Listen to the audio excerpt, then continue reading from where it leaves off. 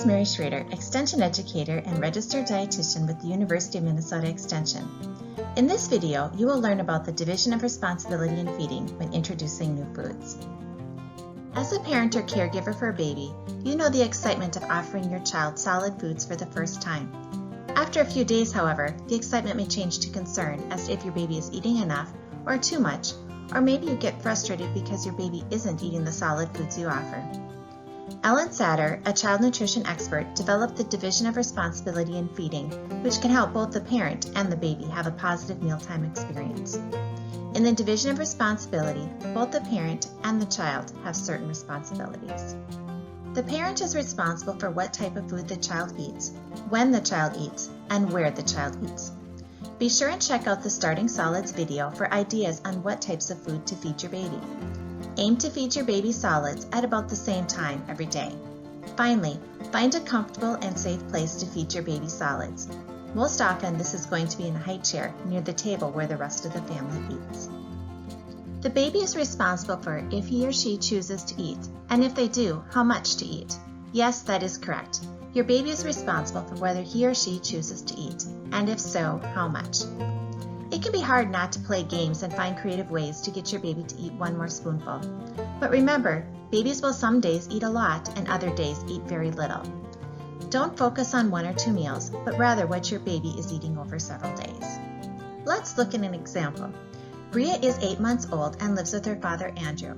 Andrew heard about the division of responsibility in feeding from Bria's WIC nurse and decided to give it a try. First, Andrew had to decide when to feed Bria her evening meal.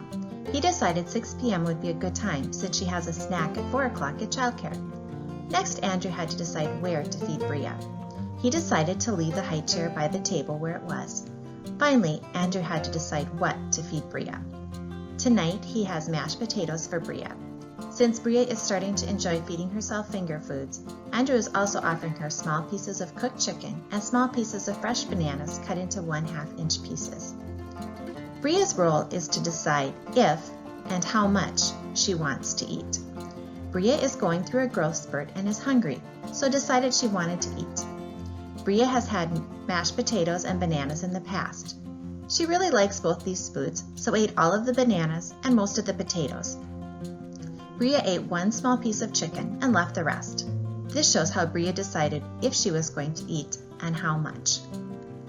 If a parent was not familiar with the division of responsibility in feeding, how do you think the parent would have responded? Many parents would strongly encourage or bribe their children to eat 1 more piece of chicken or finish the potatoes.